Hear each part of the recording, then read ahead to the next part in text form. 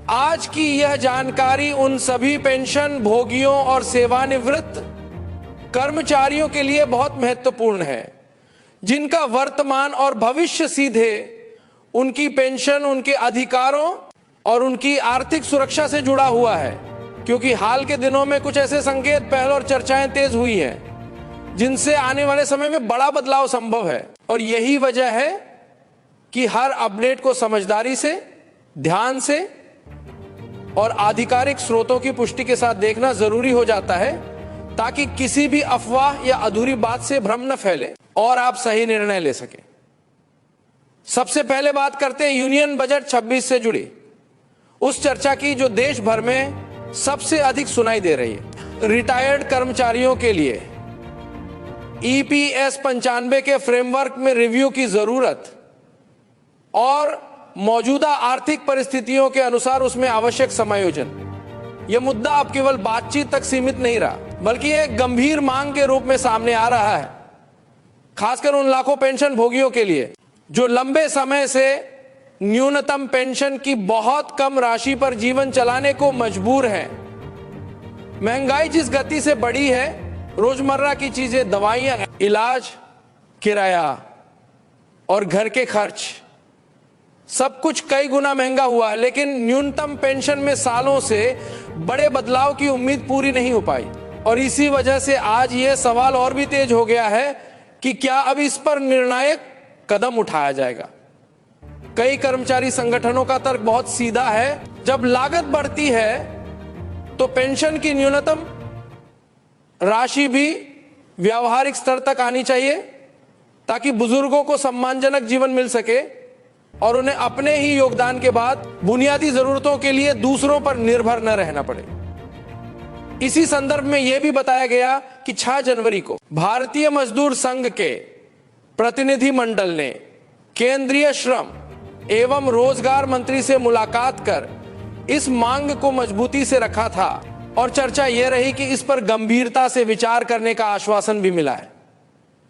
अलग अलग मंचों पर यह मांग भी सुनाई दे रही कि न्यूनतम पेंशन को बढ़ाकर कम से कम 7,500 रुपए प्रति माह के स्तर तक किया जाए ताकि वर्तमान समय की जरूरतें पूरी हो सके। और यह मुद्दा अदालत में भी सुनवाई के स्तर पर मौजूद होने के कारण सरकार पर सकारात्मक दबाव बनाता दिख रहा है।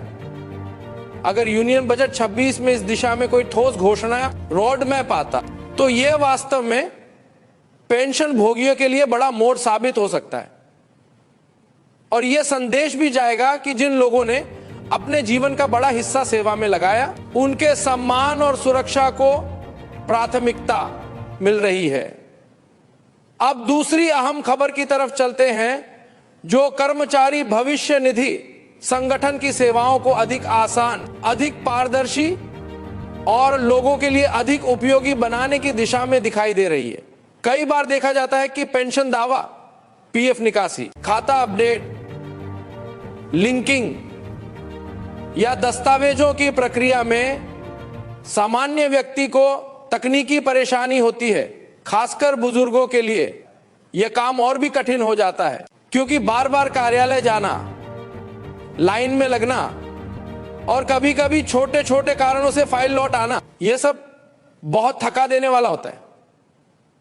इसी समस्या को देखते हुए यह योजना सामने आई है कि पेंशन भोगियों और सदस्यों की सहायता के लिए सुविधा सहायक जैसे प्रशिक्षित लोग तैनात किए जाएं जो तय शुल्क पर लोगों के कामों में मदद कर सके ताकि प्रक्रिया सरल हो, समय बचे और अनावश्यक दौड़ भाग कम हो।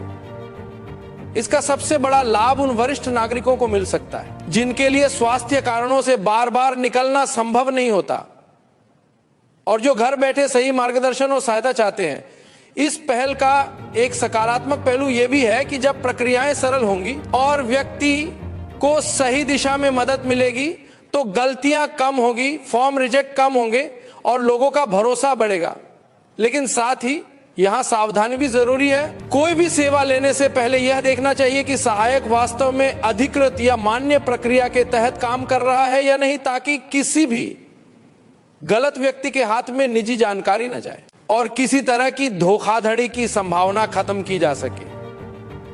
समझदारी यही है कि काम आसान भी बने और सुरक्षा भी बनी रहे।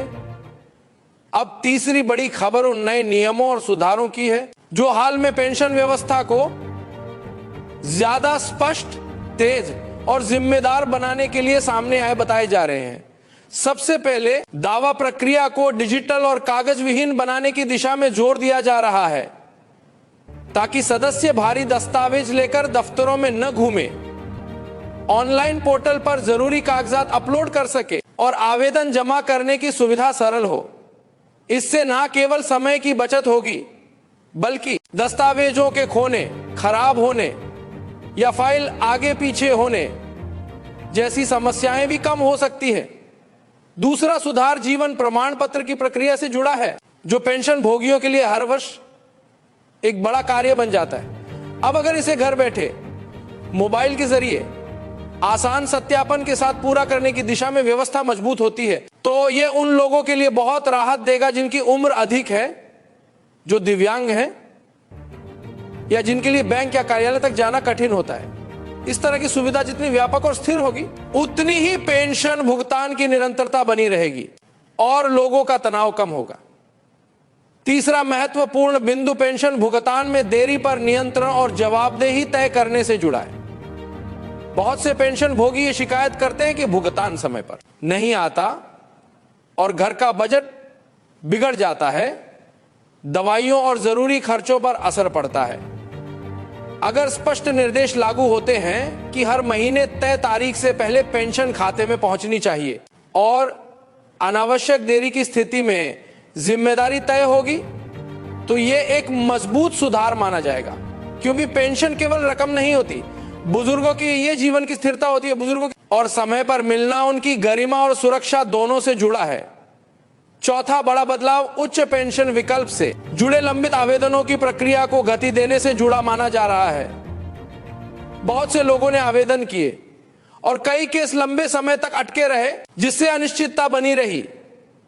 यदि प्राथमिकता के आधार पर समीक्षा तेज हो, दस्तावेजों की कमी तुरंत बताई जाए और एक निश्चित समय सीमा में निर्णय हो तो योग्य लोगों को उनकी उचित पेंशन मिलने का रास्ता साफ हो सकता है।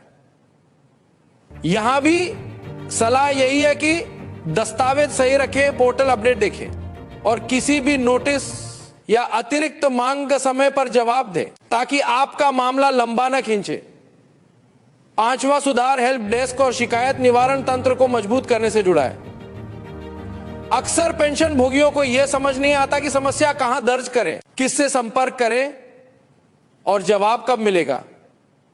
यदि हर क्षेत्रीय कार्यालय में अलग सेल बने, टोल फ्री नंबर और समर्पित ईमेल की व्यवस्था सक्रिय हो और शिकायतों का ट्रैकिंग सिस्टम मजबूत हो तो आम व्यक्ति को न्याय और मदद जल्दी मिल सकती है।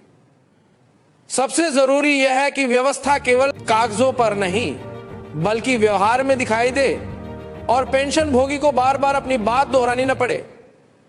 अब चौथी बड़ी खबर उस आंदोलन से जुड़ी है जो न्यूनतम पेंशन बढ़ाने की मांग को लेकर फिर से तेज होता दिख रहा है। अलग अलग कर्मचारी संगठन एकजुट होकर यह कह रहे हैं कि मौजूदा पेंशन राशि के साथ सम्मानजनक जीवन संभव नहीं है, क्योंकि महंगाई, इलाज और घर के खर्च लगातार बढ़ रहे हैं। इस चर्चा में केवल पेंशन बढ़ाने की मांग ही नहीं बल्कि पेंशन फंड के निवेश पैटर्न और रिटर्न को बेहतर करने जैसे सुझाव भी सामने आ रहे हैं ताकि लंबे समय तक पेंशन प्रणाली टिकाऊ रहे और लाभार्थियों को वास्तविक फायदा मिल सके। अगर रिटर्न बेहतर होगा और प्रबंधन पारदर्शी होगा तो भविष्य में पेंशन के स्तर को बेहतर बनाए रखने में मदद मिल सकती है। यहां ध्यान देने वाली बात यह है कि कोई भी सुधार, चाहे वह राशि का हो या निवेश का, तभी सार्थक है जब वो आम पेंशन भोगी तक समय पर स्पष्ट तरीके से और बिना जटिलता के पहुंचे। अब पांचवी और अंतिम प्रमुख खबर भविष्य की तकनीक और पारदर्शिता से जुड़ी है, जहां यह विचार सामने आ रहा है कि पेंशन प्रणाली में ब्लॉकचेन जैसी आधुनिक तकनीक का उपयोग किया जा सकता है। ब्लॉकचेन एक ऐसी विकेंद्रीकृत डिजिटल लेजर प्रणाली मानी जाती है जिसमें रिकॉर्ड स्थायी, सुरक्षित और पारदर्शी रूप से दर्ज रहता है। अगर इसका सही तरीके से उपयोग होता है तो योगदान, रिकॉर्ड, भुगतान इतिहास और सत्यापन जैसी चीजों में गड़बड़ी की संभावना बहुत कम हो सकती है और धोखाधड़ी रोकने में भी सहायता मिल सकती है। इससे प्रक्रियाएं तेज हो सकती हैं और पेंशन भोगियों का विश्वास भी बढ़ सकता है कि उनका डेटा सुरक्षित है और उनके भुगतान का हिसाब स्पष्ट है। यह बात समझना जरूरी है कि यह एक दीर्घकालिक दिशा हो सकती है, यानी तुरंत लागू होने वाला बदलाव नहीं। लेकिन अगर अध्ययन और प्रारंभिक चर्चाएं आगे बढ़ती हैं तो आने वाले वर्षों में यह व्यवस्था को आधुनिक बनाने वाला कदम बन सकता है। इन सभी बातों का सार यही निकलता है कि पेंशन भोगियों के लिए राहत और सुधार की चर्चा कई स्तरों पर चल रही है। कुछ कदम तत्काल सुविधा बढ़ाने के हैं और कुछ बदलाव लंबे समय में पूरी प्रणाली को अधिक मजबूत और पारदर्शी बनाने की दिशा में है। लेकिन किसी भी खबर पर अंतिम निष्कर्ष निकालने से पहले यह जरूरी है कि आप आधिकारिक घोषणा, नियम या अधिसूचना को जरूर देखें और किसी भी गलत जानकारी से बचें। जागरूकता ही आपकी सबसे बड़ी सुरक्षा है और सही जानकारी के आधार पर ही सही कदम उठाए जा सकते हैं। अगर आप चाहते हैं कि ऐसे ही जरूरी अपडेट सरल भाषा में और व्यवस्थित तरीके से आपको लगातार मिलते रहें, तो सब्सक्राइब करना ना भूलें, क्योंकि बहुत से बदलाव धीरे धीरे आते हैं और सही समय पर जानकारी मिलना बहुत जरूरी होता है। अगर आपने अभी तक सब्सक्राइब नहीं किया है तो अभी सब्सक्राइब कर लें ताकि कोई भी महत्वपूर्ण अपडेट आपसे छूट न जाए। जो लोग पहले से सब्सक्राइब हैं उनसे अनुरोध है कि इस जानकारी को अपने साथियों और परिवार में भी साझा करें, क्योंकि सही सूचना कई लोगों के लिए मददगार बन सकती है। साथ ही सब्सक्राइब करने के बाद नोटिफिकेशन भी चालू रखें ताकि जैसे ही कोई नई जानकारी आए आपको तुरंत पता चल सके। और एक बार फिर, यदि आप नए हैं तो सब्सक्राइब जरूर करें, क्योंकि आने वाले दिनों में यूनियन बजट 26 और EPS 95 से जुड़े फैसलों पर लोगों की नजर बनी रहने वाली है। आपके मन में अगर कोई सवाल है या आपके मामले में कोई खास स्थिति है तो अपने प्रश्न लिखकर रखें और केवल सत्यापित प्रक्रिया के अनुसार ही आगे बढ़ें। किसी भी दस्तावेज को जमा करते समय उसकी कॉपी सुरक्षित रखें। ऑनलाइन आवेदन की रसीद या स्क्रीनशॉट संभाल कर रखें और यदि हेल्प डेस्क या शिकायत सेल की सुविधा उपलब्ध हो तो सही चैनल के जरिए ही संपर्क करें ताकि आपकी बात रिकॉर्ड में रहे और समाधान तक पहुंचना आसान हो। अंत में यही कहना है कि पेंशन केवल एक भुगतान नहीं, यह उस सेवा और मेहनत का सम्मान है जो आपने वर्षों तक दी है। इसलिए अधिकारों के प्रति जागरूक रहिए, अपडेट्स पर नजर रखिए और अफवाहों से दूर रहिए। अगर आपको यह जानकारी उपयोगी लगी तो सब्सक्राइब जरूर करें और ऐसे ही महत्वपूर्ण विषयों पर आगे भी जुड़े रहें।